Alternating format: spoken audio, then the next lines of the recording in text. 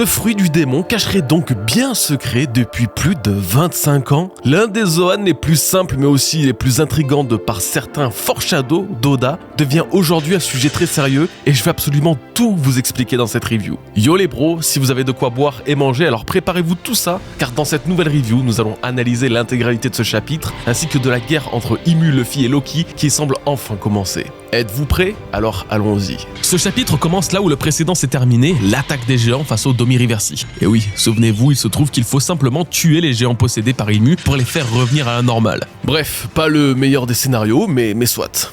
Eh bien, figurez-vous que depuis qu'ils ont trouvé comment faire, j'ai comme l'impression que le Domi-Reversi a été nerf. Eux qui paraissaient si puissants et immortels se retrouvent à être facilement transpercés et vaincus par n'importe quel autre géant qui ne semble même pas utiliser toute leur puissance. Décidément, sacré retour à la réalité, même Chopper parviendra à purifier un géant, mais là, par contre, ça nécessite vraiment qu'on se penche sur le sujet. Du côté de Sanji et de son groupe, ils ont réussi à combattre et vaincre Killingham, séparant sa tête de son corps et l'empêchant de se régénérer. Franky le dit très bien, ils sont devenus tellement puissants que même les chevaliers divins ne peuvent pas les arrêter, ce qui est vrai, mais ça mérite là aussi une petite précision. Maintenant, du côté de Usopp, il a réussi à rejoindre Brook, mais se trouve être totalement défait par Imu. Oui, vous ne rêvez pas, Usopp affronte Imu et a fait preuve d'un rare courage qui doit être noté. Pour finir, Luffy et Loki s'apprêtent enfin à faire face à Imu depuis bientôt 1 an qu'elle est apparue sur Elbaf. Il semble que l'un des combats qui chamboulera le destin du monde est sur le point de commencer. Alors c'était un bref résumé mais c'est déjà suffisant pour avoir les bases et commencer cette review comme il se doit. D'ailleurs je vous l'ai pas dit plus tôt mais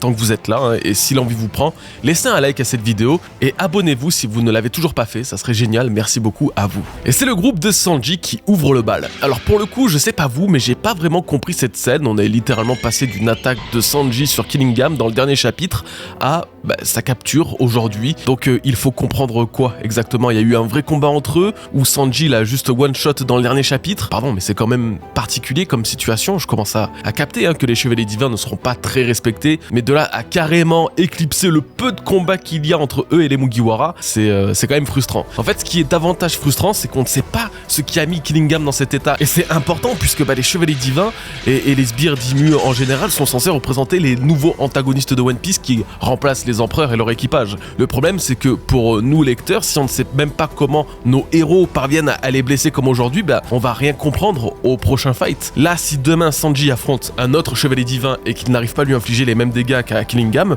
on va encore une fois se demander comment il a fait pour le vaincre lui et pourquoi il n'arrive pas à faire la même face à celui contre qui il galère. Je pense que vous voyez le truc. Et même pour aller plus loin, j'ai peur que Oda ait très volontairement skip ce combat en se reposant sur l'anime qui le comblera pour lui, que donc du coup pour Oda ce soit clairement ok qu'on n'ait rien vu car de toute façon l'épisode qui adaptera ce chapitre donnera tout le contexte nécessaire. Et si c'est le cas, c'est vraiment la pire des choses, que l'anime soit complémentaire sur des points, c'est bien, c'est cool, c'est quelque chose quoi, mais sur un aspect aussi important du récit que sont les combats et l'exploitation des faiblesses de leur adversaire, de leur futur adversaire, là ça change absolument tout. Du coup je sais pas trop comment débrief sur ce passage, est-ce que Sanji a bien utilisé du haki des rois avancés? Eh bien on dirait, ça ferait partie des raisons pour lesquelles Killingham a un peu du mal à se régénérer, en plus du fait qu'il ait séparé son corps comme ils l'ont fait pour Baggy, ce qui est, je dois dire, une très bonne stratégie. En tout cas ce qui est sûr c'est que Sanji, Jinbei et Franky individuellement ou même ensemble sont parvenus à vaincre un chevalier divin sans aucune difficulté à en juger leur état absolument intact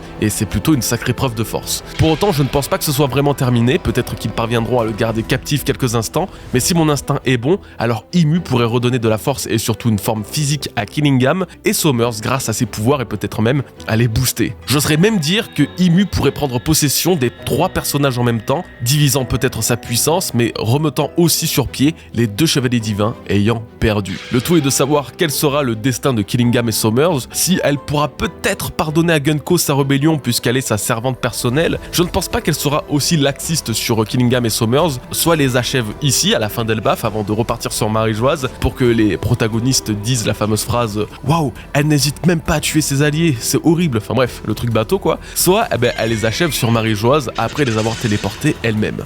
Bon, vous aurez compris que j'imagine pas un destin très très radieux pour ces deux-là, et le pire c'est que ça pourrait avoir un certain intérêt, car si elle tue Killingham, son fruit du démon devra réapparaître, et vu que nous sommes en plein dans le délire des Zoan mythiques et aussi le mystère de leur réincarnation, comme ce fut brièvement teasé par Ratatosk, qui s'était réincarné dans Ragnir sans vraiment savoir comment ni pourquoi, alors on en apprendra beaucoup plus sur la volonté des Zoan et leur système de réincarnation en fruits ou en armes. C'est vrai que j'ai peut-être pas mal d'attentes et d'espoir, mais ça reste de la théorie brute, ça permet un petit peu de rêver. Et en parlant de rêve, parlons d'Usopp. J'ai cru halluciner en lisant ce chapitre. Usopp devient un sujet dans une review sans avoir à critiquer son action, ou presque. Et effectivement, notre sniper prendra son courage pour aller porter secours à Brook, qui faisait face à Imu et se paye même le luxe d'être en colère face à elle. C'est parce que l'honneur des géants est en jeu que Usopp ne le supporte pas et reproche à Imu de les prendre en otage, ou encore de retourner les guerriers entre eux avec des techniques de lâche. Après avoir été blessé par le démon en personne et sans pouvoir compter sur Brook, qui est incapable de bouger, Usopp clame haut et fort que Elbaf fait la nation des guerriers et qu'ils vivent par leur épée et bouclier. Et que si Imu voulait conquérir ce pays, elle devrait le faire en les affrontant de face. Alors, bon, mon bro, ce que tu sais pas, c'est que Brogy est allé 1v1 Imu comme un bonhomme et 2 minutes après, il n'avait plus de mains et des cornes et des ailes ont poussé sur son corps, donc t'es bien mignon Usopp, mais le shonen n'a pas marché de ouf cette fois-ci. Ça se finit par une tentative d'Usopp d'attaquer Imu avec la même bille explosive utilisée sur Gonko, sauf que cette fois-ci, l'explosion l'emportera lui, ainsi que Brook, pendant que Imu n'aura que se régénérer. Bon il est temps de faire un petit point sur cette scène, car il y a du très bon et du moins bon. Déjà et honnêtement, notons le bien que ça fait de voir Usopp tenir tête à la plus grande des puissances. Ça ne change en rien toute la frustration qu'on a eue de tous les ratés qu'il a eu. Ça ne veut pas dire non plus que c'est bon, il revient au devant de la scène, juste que ça fait plaisir parce que c'est pas souvent et quand il est dans cet état-là, Usopp est imbattable, ou du moins c'est la sensation qu'il donne, car quoi qu'il arrive, même s'il power up, Usopp aura toujours une certaine sensibilité et fragilité qui le différenciera des immortels et monstrueux, le fils Zoro et Sanji. Et c'est pas grave, c'est très bien. Paradoxalement, la faiblesse d'Usopp est aussi sa plus grande force sur l'impact qu'elle a sur nous. Parce que s'il arrive à tenir tête et garder le courage face à un danger qu'il aurait de base fui, naît là une espèce de sensation d'invulnérabilité. Usopp lui-même ne perd pas espoir? Usopp lui-même tient face? Ok, tout va bien alors. Il y a de l'espoir. C'est pour ça que jamais il a été demandé à Usopp d'effacer toute trace de faiblesse. Qu'il en ait, c'est une chose. Qu'il n'ait plus aucun courage en est une autre, hélas. Bref, tout ça pour dire que c'était très cool, c'était attendu et on espère des moments d'espoir un petit peu plus souvent. Ce qui est cool aussi, c'est que ce moment d'espoir vienne de sa relation avec les géants. Honnêtement, il fallait une scène comme ça à Usopp, c'était primordial, surtout ici sur Elbaf, avec tout le lore qu'il a autour de Little Garden, etc. Bon, et le côté qui pique un petit peu beaucoup, c'est le haki. Ah ben, on le savait d'avance, mais là, le fait qu'il soit incapable de pré-shot les mouvements d'Imu et qu'il en vienne à se flinguer lui-même, c'est précisément les limites à ne pas dépasser.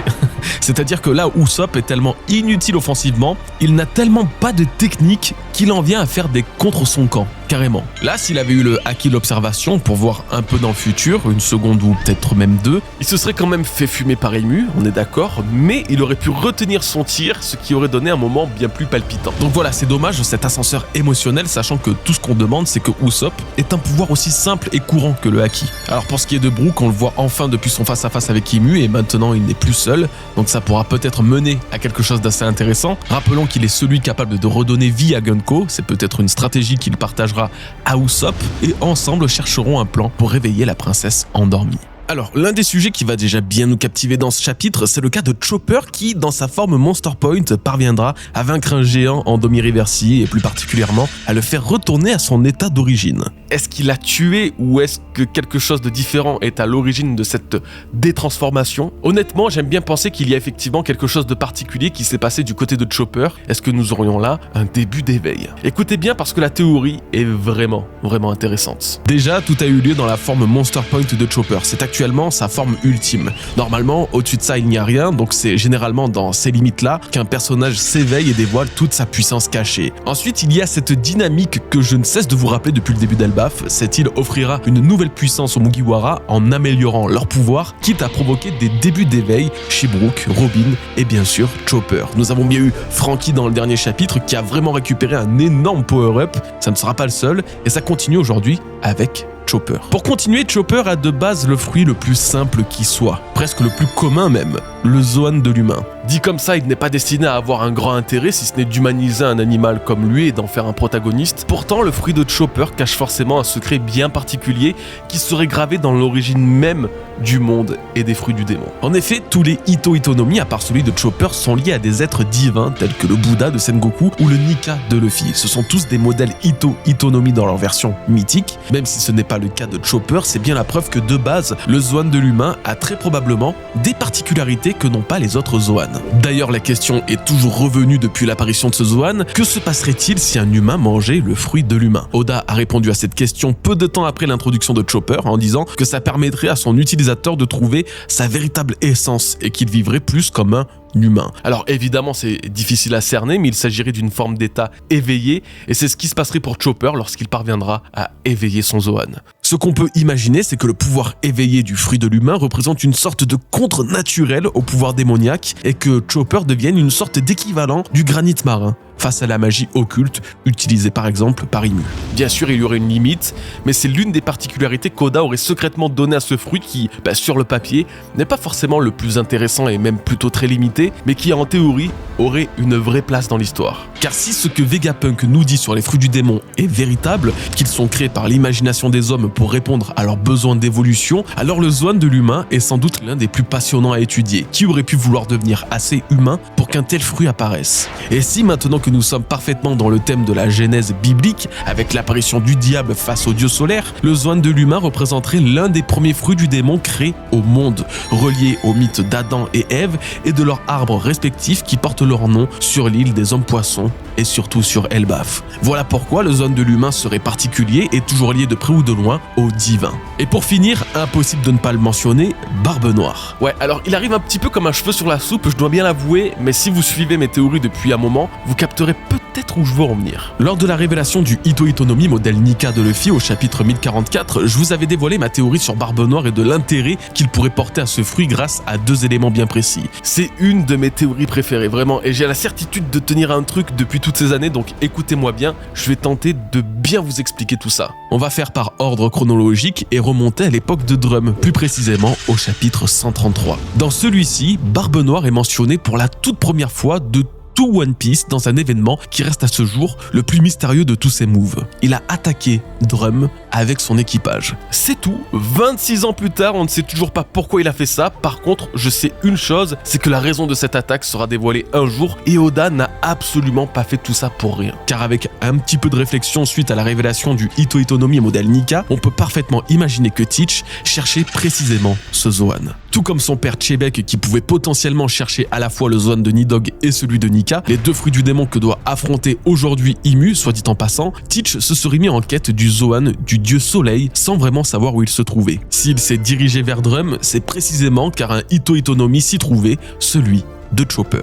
Teach est très bien informé du monde qui l'entoure. Il doit ce savoir et cette intelligence à son incapacité de dormir, passant toutes les nuits de sa vie éveillée à monter son plan de conquête de toutes pièces. Un fruit du démon légendaire, redouté par le gouvernement, qui serait potentiellement le seul à pouvoir vaincre son Yami Yami no Mi, Teach a toutes les raisons de vouloir mettre la main sur ce fruit. C'est ce qu'il cherchait sur Drum quand il a détruit une partie de l'île avec son équipage. Il aurait entendu parler de la rumeur d'un utilisateur du Ito-Itonomi, donc celui de Chopper, et s'y serait rendu pour tenter de le capturer en vain. Si ça vous a déjà convaincu, alors tant mieux, parce que la suite est encore plus intrigante. Vous connaissez bien le principe des foreshadows, c'est cette manière qu'ont les auteurs d'inclure une phrase ou un objet qui semble être au premier abord insignifiant pour le scénario et qui se révèle plus tard comme étant crucial à l'histoire. C'est une façon de dire « Ah vous voyez, faut être plus attentif à ce que je dis et ce que je fais », ou même une façon de prouver qu'ils contrôlent leur récit du bout des doigts. Enfin bref, Oda l'a fait à un nombre incalculable de reprises, et quand on théorise sur l'œuvre, on se base d'ailleurs beaucoup sur ces foreshadowing justement. Et toute cette histoire autour de Chopper, Barbe Noire, etc., elle pourrait avoir un énorme foreshadow révélé à la fin de l'arc des hommes poissons. Chapitre 650, Jinbei explique au Mugiwara que Teach a lancé une traque des plus puissants fruits du démon. Chopper panique en disant qu'ils vont s'en prendre à lui, quand Usopp lui répond « Je crois qu'il s'en fiche ». Alors ça c'est la version française, connue. Mais sachez qu'en japonais, Usopp fait bel et bien mention de son Zoan en disant « Je crois qu'il s'en fiche du Ito-Itonomi ». Usopp, lui, dont les mensonges sont censés se réaliser, Chopper, le reine humain de Drum, Barbe Noire, Noir, l'homme qui vole les fruits du démon. Est-ce que vous captez le délire? Maintenant qu'on sait que Luffy possède également un fruit Zoan Ito Itonomi, soit ça laisse présager que Teach s'intéressait aux Zoan du dieu soleil, expliquant donc pourquoi il était dans les traces du premier Ito Itonomi, soit il cherchait vraiment à s'emparer du Zoan de Chopper, car le Ito Itonomi originel a un pouvoir qu'on ne soupçonne pas et que Chopper est en train d'éveiller aujourd'hui. Normalement, vous avez dû tout comprendre, c'est pas forcément très difficile, mais ça peut être un peu bourbier à expliquer, donc tout ça pour dire que oui, le fruit de Chopper, c'est pas n'importe lequel, il a un potentiel qu'on a du mal encore à vraiment réaliser, mais croyez-moi, le coup avec Barbe Noire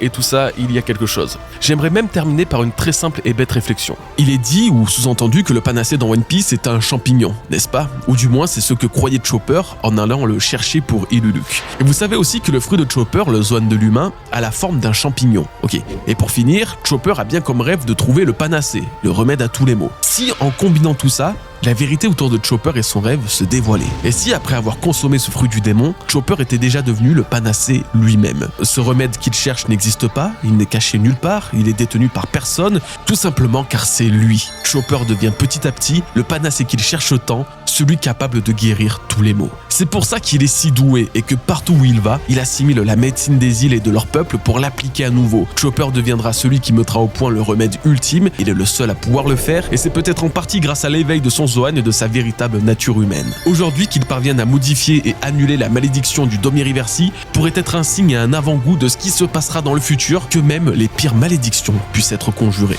Je ne sais pas vraiment où on va avec ça, mais ça me plaît et ça me plaît encore plus d'avoir pu vous en parler. Ok, donc la fin du chapitre annonce peut-être le début des choses sérieuses. Let's go, enfin j'ai envie de dire. Luffy et Loki font finalement face à Imu et tous deux sont déterminés à combattre le dieu de ce monde, encore plus Luffy après qu'il ait découvert l'état pitoyable dans lequel Usopp et Brook se trouvent. Ils ne comptent pas se ménager et Imu non plus, qui n'hésite pas à leur lancer « Obéissez-moi ou mourrez ». Nika et Nidog, ce combat va diviser le monde. Bon, là je dois avouer que je suis bien hype, ça m'a eu, là je suis totalement client. Alors avant d'analyser les paroles d'Imu et ce que le prochain chapitre pourrait nous réserver, petite parenthèse sur l'interaction entre Loki et Luffy qui se sont pris la tête après que Nami les ait engueulés. C'est une scène très sympa, honnêtement ça m'a fait rire, là aussi ça m'a eu du coup. Et en plus ça m'a donné une nouvelle fois la sensation que Loki sera un membre d'équipage puisqu'il s'est fait engueuler de la même manière que Luffy. Voilà. Alors oui, il y a toujours le problème de la taille, mais putain les mecs c'est bon, c'est un dragon, il peut voler. Qu'il les accompagne sans monter sur le Sunny juste en volant au-dessus d'eux, ça sera parfait. Il peut même littéralement prendre le Sunny dans ses griffes et aller encore plus vite. C'est bon, la taille c'est même plus du tout une excuse avec ça. Ensuite, un autre petit détail que je viens de réaliser et après on passe à la suite, mais Luffy a de nouveau montré son insensibilité à la foudre. Alors bon, normalement c'est le caoutchouc, mais on sait que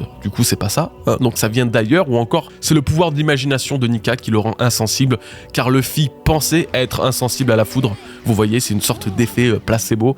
Ah ok, je suis caoutchouc, je crains pas la foudre, bah du coup vous pouvez utiliser la foudre sur moi, alors que c'est faux, il est pas caoutchouc. Compliqué, mais voilà, vous avez vu où je voulais en venir. Quoi qu'il en soit, la foudre et la neige sont des éléments propres à Loki, on le sait, mais aussi à Luffy, et c'est ça que je trouve étonnant, car en plus d'être insensible à la foudre, Luffy a une étonnante passion pour la neige. Voilà, j'ai jamais su où placer ça dans les reviews, les vidéos, les théories, mais c'est ce que j'ai réalisé en relisant One Piece depuis le début, et lorsqu'ils allaient arriver sur Drum, bah voilà, Luffy montrait un intérêt particulier pour cet élément, donc je ne sais pas quelle sera la place de cet élément, justement dans l'histoire de Nika, de Joy Boy, ou même dans l'histoire de Luffy lui-même. Je sais même pas si ça a vraiment du sens de vous parler de ça, mais la neige a vraiment quelque chose de spécial à raconter, et j'ai l'intime conviction que nous le découvrirons un jour ou l'autre.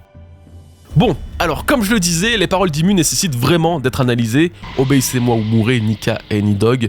Ce combat va diviser le monde. Waouh, honnêtement, c'est presque comme si chaque mot avait un sens à étudier, alors je vais essayer d'être le plus clair et limpide possible. Tout d'abord, ce qui m'a frappé, c'est que Imu s'adresse à nouveau à Nika et Nidog et non à Luffy et Loki. Donc elle s'adresse aux fruits du démon et non aux utilisateurs de ces fruits. C'est ce que je vous disais quand elle a parlé de Nidog, hein, il y a de ça quelques chapitres. Elle parle comme si elle connaissait la créature à l'origine et honnêtement, je persiste dans l'idée, c'est le cas. Voilà, preuve supplémentaire aujourd'hui, elle visait Nidog et Nika, pourtant elle connaît très bien Joy Boy également, comme l'arc de Egghead nous l'a démontré. Alors pourquoi en voyant Luffy, qui a le même fruit du démon que Joy Boy, elle ne l'a pas appelé Joy Boy? Car elle sait que ce n'est pas lui, tout simplement, et elle parvient à faire la distinction entre les trois entités que sont Nika, le dieu du soleil, Joy Boy, le premier pirate d'il y a 800 ans, et Luffy, le futur roi des pirates d'aujourd'hui. Si elle ne l'appelle pas Luffy, c'est déjà par pur principe, je pense, elle ne lui apporte pas de reconnaissance réelle. Par contre, elle apporte une reconnaissance à Nika, car elle se méfie probablement de lui. Donc ça veut dire que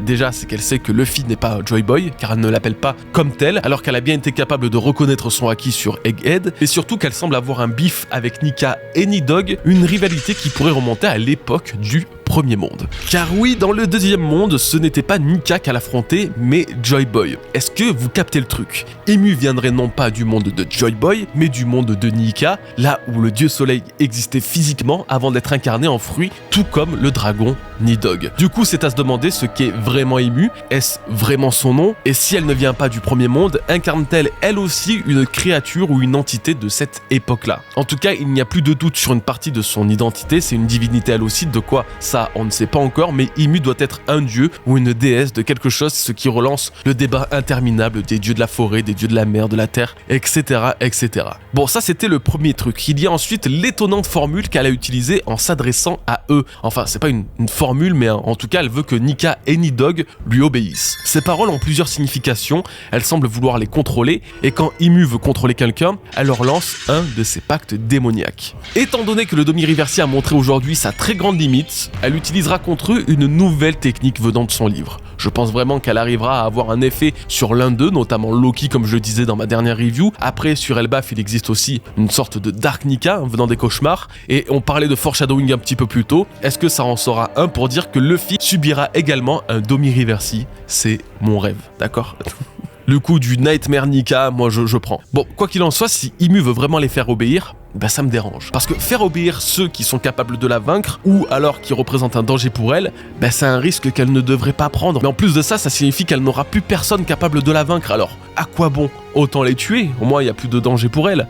Du coup, j'ai l'impression que Imu sous-entend que même de son côté, elle a besoin de sbires aussi puissants que eux pour quelque chose. Mais pourquoi? Telle est la question. Qu'est-ce qui pourrait demander une combinaison de Nika, de Nidog et de Imu? Là, dit comme ça n'a pas de sens. Aucun. Je pense que je me fais des films, mais j'ai vraiment du mal à cerner pourquoi elles cherchent leur obéissance. Après, il y a donc une autre possibilité, c'est que ça vienne de sa personnalité et qu'instinctivement, Imu demande de l'obéissance absolue à tout ce qu'elle affronte. Elle veut la domination et c'est un peu ce qu'elle a fait avec Chebek, si vous vous souvenez bien, puisqu'elle l'a utilisé pour qu'il élimine sa femme et son fils. C'est un scénario qu'on pourrait retrouver avec les rois qui ont fondé le gouvernement mondial. Je le dis souvent, donc je vais pas non plus me répéter inlassablement, mais en voyant le contrôle qu'elle arrive à avoir sur tous les sujets qui l'entourent, je pense qu'elle a octroyé aux 18 ou 19 rois qui ont combattu Joy Boy des pouvoirs démoniaques similaires au Domi-Reversi, expliquant l'aura lugubre avec laquelle ils sont représentés dans le chapitre 1115 face à Joy Boy. Justement, des spirales qui ressemblent étrangement à celles que Saturne avait vu apparaître sur ses pattes lors de la possession d'Imu. Bref, le dilemme du obéis ou crève, c'est un dilemme qu'elle doit souvent poser et je pense que Joy Boy lui-même a dû l'entendre de sa part. Elle a dû vouloir le dominer. Pour évoluer un peu dans l'analyse de cette page finale, on va passer à la dernière partie de sa phrase « Leur bataille va diviser le monde ». Alors j'imagine que c'est à la fois littéral, rhétorique et même symbolique, quand bien même cette déclaration existe déjà dans One Piece, et tout comme Imu le dit aujourd'hui, cela semble faire partie d'une forme de prophétie. C'est Oden qui le dira à Toki dans ses souvenirs du chapitre 972. Il racontera que dans 20 ans, une bataille capable de séparer les océans éclatera et que les protagonistes seront ceux qui vaincront Kaido. Alors bon, normalement cette guerre c'est la guerre finale, la dernière de One Piece, celle qui fera de Luffy ou du gouvernement le grand gagnant, et normalement, encore une fois, elle n'est pas censée se dérouler aujourd'hui, ou alors Oda a vraiment bien chié son scénario car à aucun moment on a l'impression de vivre une guerre ultime actuellement. Donc pour que Imu utilise les mêmes termes que Oden, c'est encore une fois, elle connaît la prophétie lancée par Joy Boy, car c'est Joy Boy qui a écrit ce qui allait se passer dans le futur, vu que c'est en revenant de Laftel et en ayant lu son message que Oden a annoncé cette fameuse guerre dans 20 ans. Il faut vraiment qu'on apprenne d'où viennent ces prophéties. Je vous jure, ça m'obsède de savoir que quelqu'un il y a 800 piges et spoil autant de choses, et le pire c'est que quand on voit une voyante comme Shirley, ça reste totalement cohérent et possible avec l'histoire. Alors, l'autre espèce de symbolique dans les mots de Imu qui dit que leur bataille va diviser le monde, c'est qu'elle pourrait parler du monde d'Elbaf. En effet, Elbaf est normalement divisé en 3 mondes ou 3 royaumes, celui des morts, du soleil et du paradis. Étant donné qu'ils sont actuellement au monde du soleil et que pour le coup ces 3-là sont vraiment des destructeurs impactant violemment leur environnement, comme le prouve très bien Loki, avec la foudre et le feu qu'il a répandu, est-ce que ce n'est pas simplement l'arbre d'Adam qui est destiné à être détruit, divisant alors le monde des géants? Je trouve que c'est une façon hyper intéressante de voir le discours d'Imu qui sait pertinemment que le royaume des géants reste profondément fragile. Rappelez-vous qu'au chapitre 1141, nous apprenions qu'un village entier d'Elbaf avait disparu suite à la chute de la foudre et la propagation du feu qui sont les deux faiblesses de l'arbre d'Adam. Depuis plus d'1 an déjà, je suis convaincu que les fondations d'Elbaf sont destinées à changer. Ce pays a trop de frontières qui le divisent et le meilleur moyen de lui offrir une harmonie serait de détruire l'arbre d'Adam et ses branches pour permettre à tous les géants de vivre sur le même horizon, quel que soit leur village, quelle que soit leur place dans la hiérarchie. Alors en vrai, ce serait cool que ce monde soit divisé. Imu pourrait faire un bien fou aux géants en faisant ça, et puis Loki est tellement immense qu'il pourrait tous les sauver. Luffy pourrait également conférer à l'environnement la propriété du caoutchouc pour amortir les chutes, et je suis même certain que Lilith aura ce qu'il faut avec sa technologie pour aider ceux qui en ont besoin. Après tout, elle disait que sur Elbaf on pouvait flotter, donc voilà. Donc oui, l'arbre d'Adam pourrait bien céder, et ça ne serait pas grave, car c'est l'histoire même de cet arbre que d'être détruit par les guerres pour encore mieux renaître de ses cendres. C'est pas moi qui le dis, c'est Franky qui nous racontait cette légende il y a bien longtemps sur Water 7.